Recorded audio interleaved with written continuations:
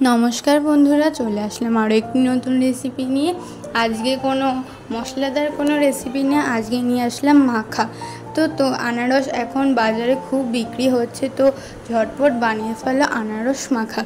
तो एर जोन्नो प्रथमे आमि एकटा आनारस भालो करे धुए निये दुमुख भालो करे केटे नेब।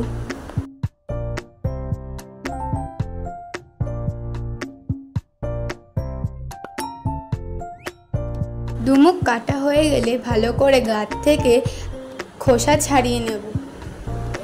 खोसा छाड़ानो हये गेछे, तारपरे देखबे जे एरकम चोख मतो थाके आनारसे, सेई चोखगुलोके बाद दिये दिते हबे, नाहले किन्तु पेट खाराप हय।